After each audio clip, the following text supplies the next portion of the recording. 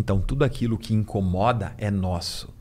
Eu não tenho o poder de enfiar uma informação dentro da sua mente que te faça sentir algo que você não tenha e se conecte com aquilo que eu estou te dizendo. Só tenho o poder de dar o gatilho para acionar o que já estava lá naquela mente.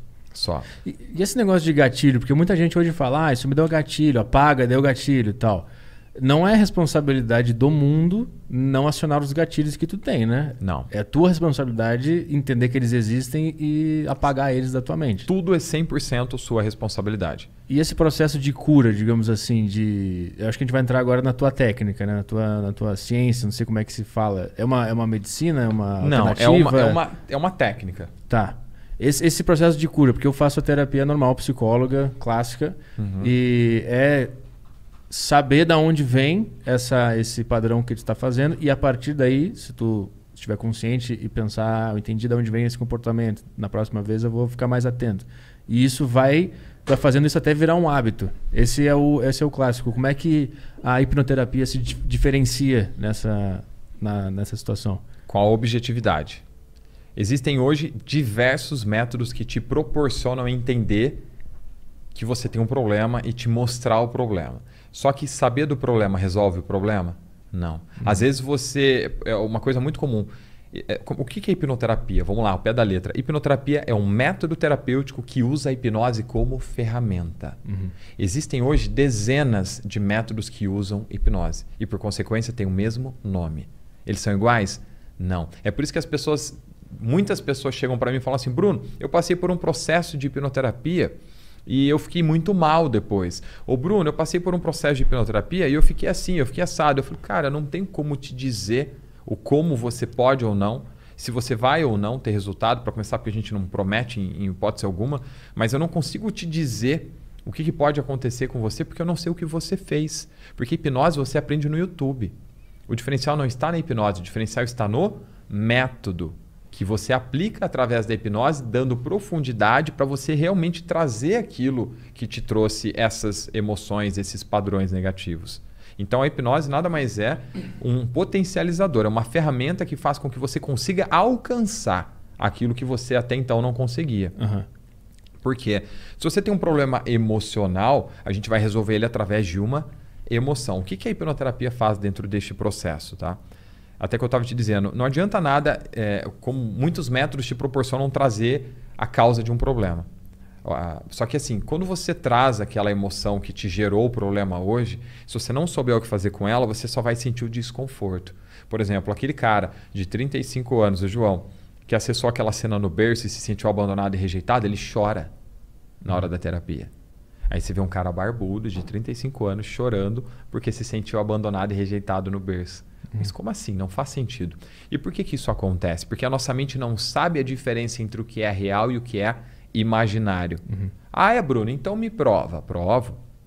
Você já se emocionou vendo um filme? Sim. Já acordou assustado depois de um pesadelo? Sim. Se você pensar em algo muito ruim que te aconteceu, você não sente agora? Sim. Se você pensar em algo ruim que pode te acontecer, você não sente agora? Pra caralho. Então, além de não diferenciar real e imaginário, tua mente não sabe a diferença entre passado, presente e futuro. É tudo uma coisa Vivenciar só. e imaginar é a mesma coisa. A nossa mente subconsciente ela é atemporal, não existe tempo. Então, quando eu pego aquela emoção do berço, quando você se lembra de alguma coisa ruim que aconteceu com você, é dessa forma? Cara, eu lembro que aquele dia eu fiquei muito triste. É desse jeito? Não, eu pego aquela emoção lá e sinto aqui.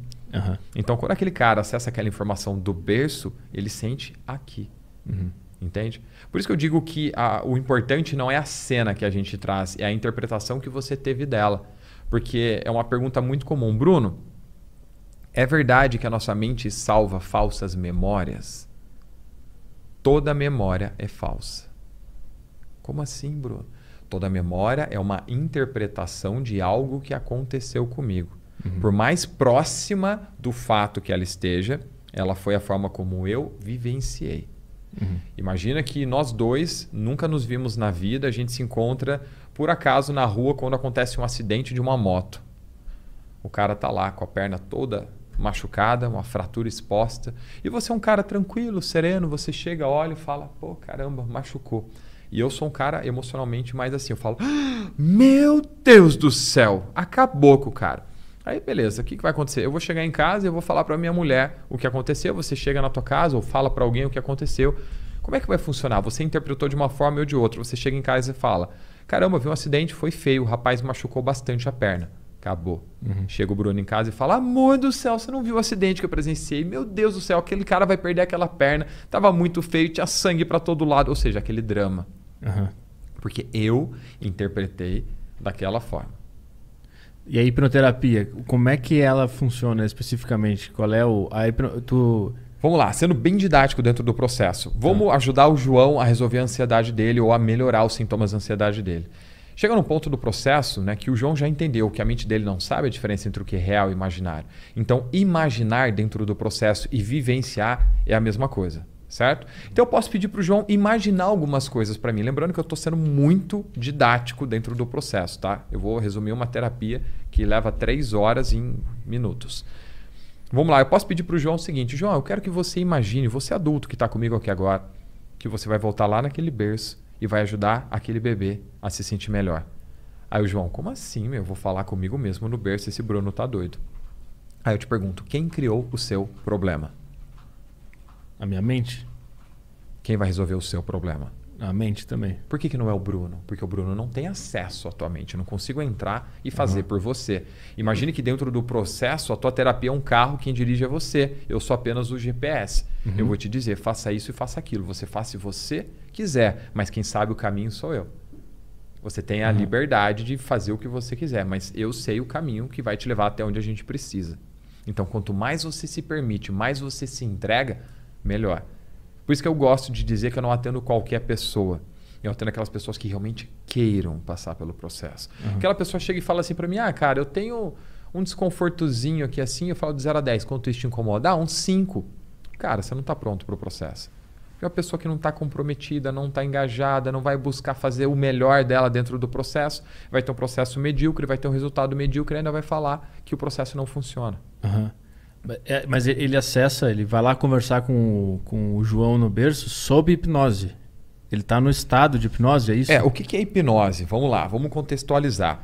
Antes de falar de hipnose, vamos separar em 2 partes. Vamos falar primeiro de transe antes de falar de hipnose. Transe é um estado de foco e concentração. O tempo inteiro, quando eu estou focado e concentrado em qualquer coisa, eu estou em transe. Por exemplo, lendo um livro, vendo um vídeo, assistindo a um filme, pensando na vida, isso é transe. Se eu estou aqui assim, pensando na vida, olhando para o nada, isso é transe. Eu estou focado e concentrado. O que é hipnose? De forma muito simples, né? Vamos lá. Tecnicamente, hipnose é quando uma sugestão atravessa o fator crítico da mente consciente e é aceita no subconsciente. Imagine que tem 2 partes. Aqui é o consciente, aqui é o sub. No meio tem uma barreira que a gente chamou de fator crítico. Hipnose é quando essa informação atravessa o consciente e acessa o subconsciente. Como é que funciona isso pra gente? O que é hipnose de forma bem didática? Hipnose é aceitar sugestões. Simples dessa forma. Se eu te chamo para comer uma pizza comigo e você falar, vamos, isso é hipnose. Como assim, Bruno? Vamos tomar cerveja? Vamos, isso é hipnose. Aí você pode ficar confuso. Por que é hipnose? Porque, vamos lá, se eu te chamei para fazer algo, eu te dei uma sugestão consciente. Vamos comer uma pizza. Você disse vamos, você recebe a sugestão de forma consciente. Perfeito? Está aqui consciente agora. Se você aceita porque você gosta de pizza.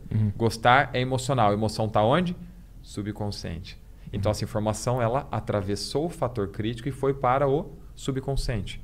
Por isso que você aceita a sugestão. Então assim, de qualquer forma, toda sugestão que eu te der e você aceitar, isso é hipnose. A gente vive hipnose o tempo inteiro. Você está no Instagram, de repente você vê um post patrocinado, você clica, isso foi hipnose. Porque de alguma forma esse post foi uma sugestão que se conecta com você de alguma forma emocional que faz com que você clique nele. Só que os traumas o teu cérebro não quer acessar. E aí que a hipnose induzida, ela entra em jogo? Como é que funciona o processo? A gente vai colocar você num estado de foco e concentração extrema. A gente entra em hipnose de olho aberto, sentado, deitado, correndo, que é o estado de, por exemplo, o estado de foco e concentração extrema, que é o flow. Né? É o estado de flow, foco e concentração extrema. Atletas entram em flow com muita tranquilidade. Né? Correndo, por exemplo, você entra em flow.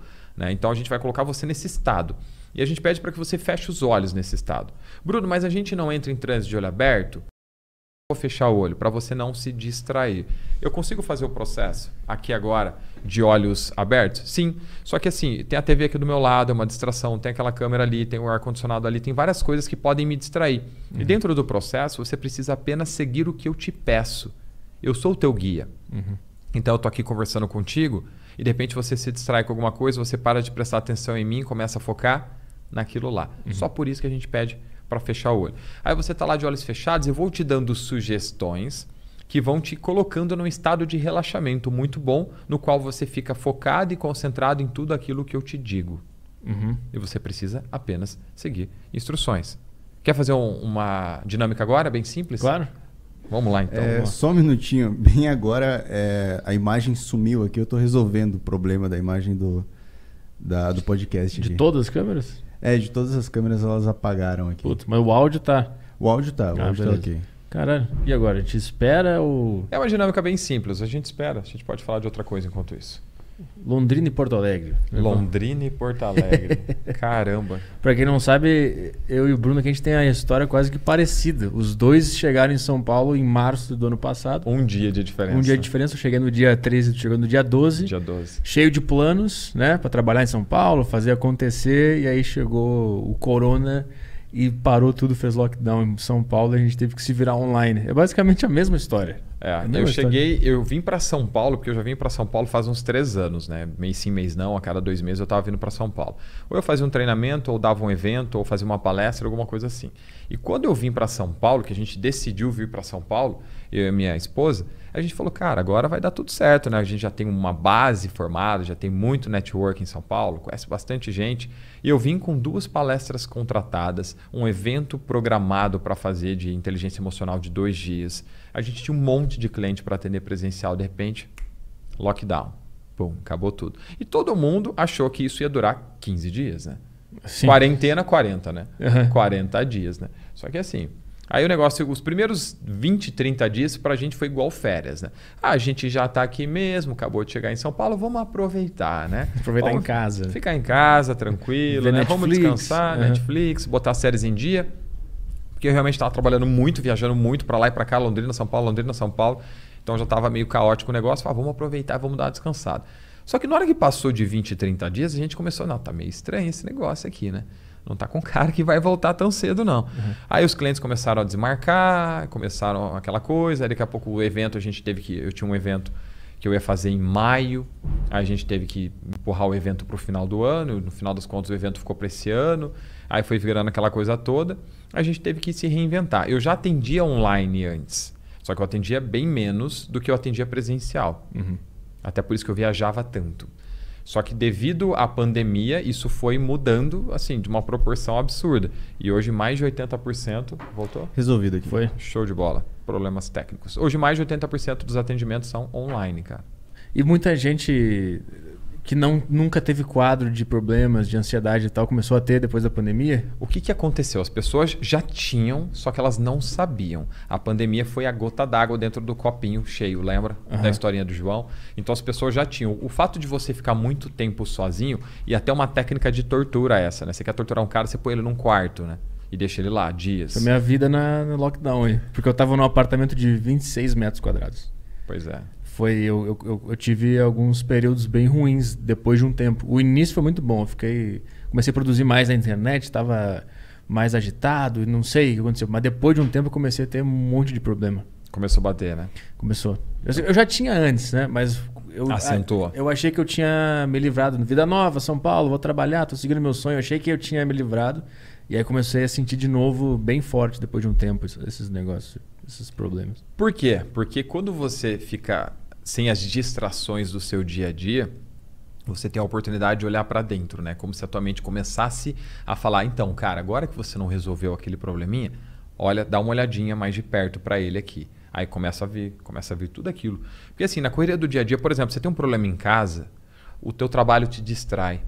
Você tem um problema no teu trabalho, em casa te distrai e você fica empurrando com a barriga aquelas coisas que você já tinha antes. Sim. A pandemia chegou num ponto que você estava ali, você em casa, de castigo. Se você tinha um problema em casa com a tua mulher, não é à toa que teve um número absurdo de divórcios na pandemia e teve um número absurdo de violência doméstica na pandemia. Por quê? Porque o cara já era daquele jeito. Né? O cara que já tinha uma tendência a ser grosso e estúpido. Se o cara já tinha um problema e o cara começou a ficar em casa. Imagina um cara que já tinha um problema, sem dinheiro, sem trabalho. Sim, ele ia pro bar beber, voltava de madrugada e dormia. Agora Exato. o cara fica ali... Exato. Então, acentuou tudo aquilo que a gente já tinha. A pandemia, ela não criou. Ela potencializou aquilo que já existia.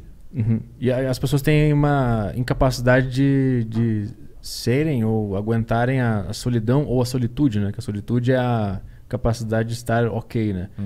Eu sempre achei que era solidão, porque eu sempre fui muito sozinho, então pra mim foi mais tranquilo passar por isso, assim. Eu já tô acostumado a ficar na minha cabeça, então foi mais de boa. Mas eu vi muita gente que não sabia viver consigo mesmo, assim. Não... A solidão ou a solitude assustava demais a pessoa. Enfim, tá tudo ok, né? Então vamos voltar para aquela... Pra dinâmica. Isso, o que era? Então vamos lá, para você entender um pouquinho melhor como é que funciona o processo, de forma bem simples e didática, tá? Eu quero que você se sente confortavelmente, coloque as duas mãos sobre a mesa, pés apoiados no chão, não para trás nem perna esticada, e apenas olhe para mim, ok? A única coisa que você precisa fazer agora, nesse exato instante, não sei se o pessoal vai estar vendo seus olhos agora, mas é simples. Aí, legal. A única coisa que você precisa fazer é seguir o que eu te peço. Combinado? Tá bem. Então eu vou pedir, por gentileza, para você fechar os olhos. Simples assim. A única coisa que você precisa fazer agora é ouvir a minha voz e seguir as minhas instruções. Nesse exato momento, eu quero que você imagine, assim como uma criança faz, que seus olhos estão tão pesados, tão relaxados, como se você não conseguisse abri-los. Você sabe que pode abri-los ou fechá-los a qualquer momento. Quem manda nos seus olhos é você. Mas neste instante, eu quero que você imagine que não consegue. Quando você tiver certeza desse relaxamento, eu quero que você mantenha. E apenas quando souber e tiver certeza que os seus olhos não vão abrir, eu quero que você teste para provar para você mesmo que os seus olhos não abrem. Apenas teste quando souber que eles não vão abrir.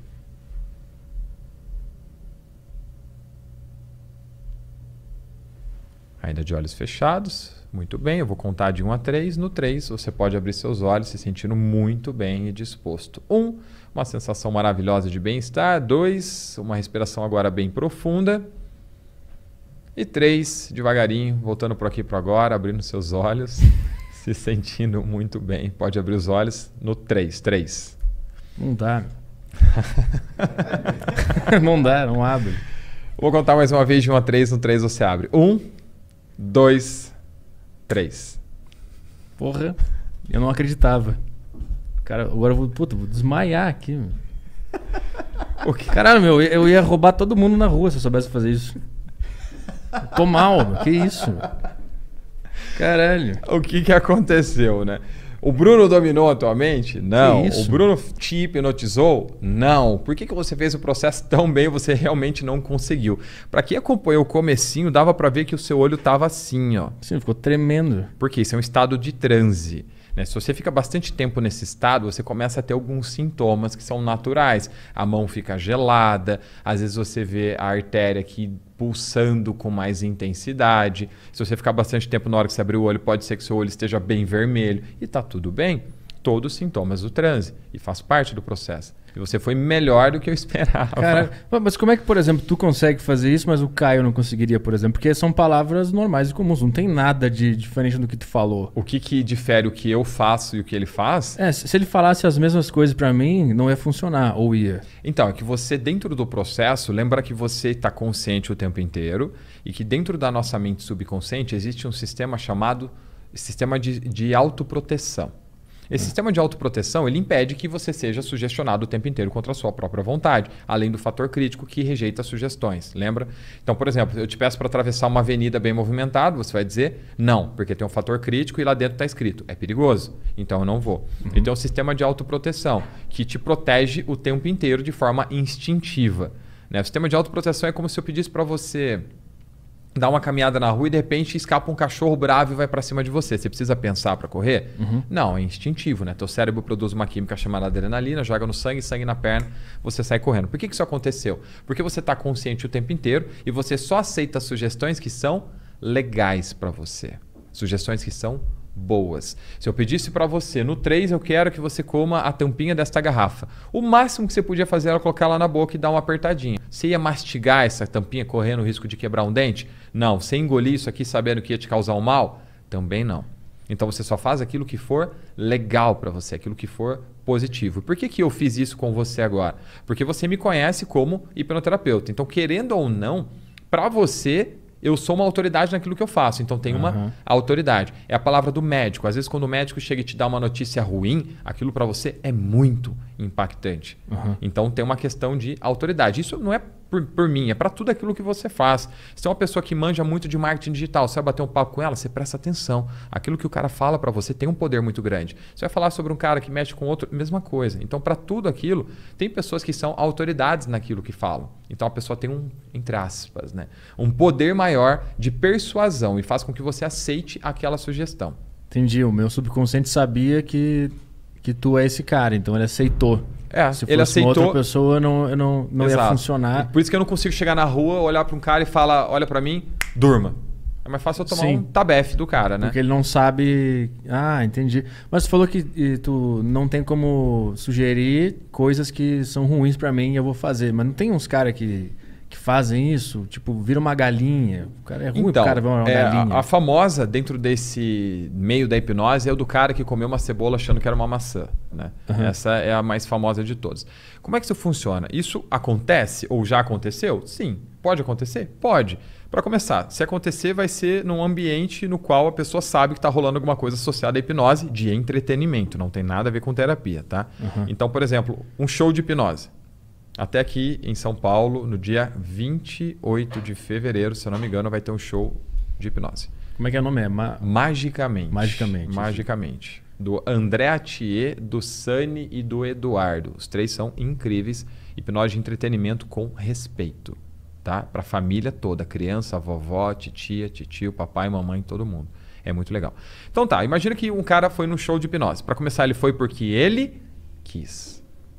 Um cara que sobe num palco, ele subiu porque ele quis muito entender aquilo. Ele quis passar, ele quis vivenciar, ele quis saber o que era aquilo. Então a expectativa desse cara tá lá em cima. Para começar, quando o cara tá num palco entendendo que todas as pessoas daquele show estão olhando para você, e sabe o famoso medo de falar em público? Isso é muito forte quando você está em cima de um palco. Todas as atenções estão para você. Então a gente chama de um arrombador de fator crítico, né? Então a probabilidade de você ser sugestionado ou aceitar informações dentro de um palco no qual todos olham para você é muito maior. É o poder que o palco proporciona, né? Porque assim, você está numa tensão muito grande, você não quer se envergonhar por estar ali. Então quando as pessoas, né, dentro do processo te dão sugestões, você aceita com mais facilidade. Então, por que o cara me dá uma cebola na mão, eu tô lá de olhos fechados, e o cara fala agora na tua mão, eu coloco uma maçã. Uma maçã bem vermelhinha, bem carnuda, bem bonita, uma maçã argentina. E essa maçã foi colhida, não sei o que, isso aqui começa. Por quê? Para você criar aquela imagem dentro da tua mente, sabendo que a mente não diferencia real e imaginário. A mente reproduz tudo aquilo que eu já vi, ouvi e senti. Se eu já comi uma maçã, eu sei qual o gosto de uma maçã. E eu estou vendo aquela maçã dentro da minha mente e eu estou imaginando aquela maçã bem bonita, brilhosa, vermelhinha. Aí o cara bota uma cebola na minha mão. E eu quero que você imagine, e daqui a pouquinho você vai dar uma mordida nessa maçã e você vai sentir o gosto dela, e etc, etc, etc. O que acontece? Aquela sugestão para mim é tão forte e aqui eu estou em cima de um palco e as atenções são todas focadas para mim, que eu aceito aquela sugestão. E eu vou e eu realmente dou uma mordida naquela cebola achando que é uma maçã. Por quê? Porque eu sei conscientemente que aquilo não vai me ocasionar um mal. Agora, se o cara fala, no 3 eu quero que você pule do palco de cabeça. O cara pode pular? Pode, se pensar que ele vai estar seguro. Entende? Por exemplo, a minha sala aqui em São Paulo é no 14º andar. Imagina que eu estou atendendo uma pessoa, eu falo, no 3 você vai abrir a janela e vai pular. O que o cara vai fazer? Ele vai abrir o olho e vai falar, você está muito louco, né? Como é que eu vou pular? Posso morrer, pula você. Por quê? Porque eu estou consciente. Segundo, sistema de autoproteção. Eu estou o tempo inteiro ciente de tudo, sabendo de tudo que acontece ao meu redor. Quanto tempo... Se tu não falasse pra eu abrir os olhos, eu ia ficar... Em poucos instantes você já ia abrir. Ah, tá. Ele não... Porque eu sempre fico pensando o que impede um cara de usar isso como uma sacanagem e deixar o cara dias em algum estado que ele não queria estar. Isso não tem como. Não isso acontece. O cara... Não acontece porque vai contra a tua fisiologia, contra o teu sistema de autoproteção. Não é natural para você aquilo ali. Entende? Até teve uma série do Netflix que eu vi que tinha um cara que ele fazia isso com as pessoas. O cara falava assim, você vai virar de cara para essa parede e vai ficar aí pro resto da sua vida. 3 dias depois, chovendo, o cara tava lá assim, ó, tremendo inteiro, olhando. Ou seja, não existe. Isso aí não existe. Não existe, né? Isso é mais uma coisa que as pessoas pensavam que ia ser interessante ter uma história assim, e aí cria Tem uma outra história. série do Netflix que é o do Freud, né? Ah, não cheguei a ver essa. Rola isso também? É bem viajado. Tem umas coisas assim, absurdas em relação à hipnose, de dominar a mente de uma pessoa. O Freud tinha alguma coisa a ver com essa técnica? O pessoal diz que o Freud desaprovou a hipnoterapia. Tem vertentes que dizem que ele não teve sucesso usando. Por não ter sucesso, ele disse que não funcionava. Mas não quer dizer que o fato de eu não conseguir não quer dizer que aquilo não funcione. Qual é a história da hipnose e da terapia junto da hipnose? Quem é que começou e quando começou esse negócio? Cara, a hipnose é uma coisa assim muito antiga, né? Na época do Egito Antigo, que os caras faziam cirurgias sem anestesia, né? E é possível. Fazer, por exemplo, eu tenho uma tatuagem no braço,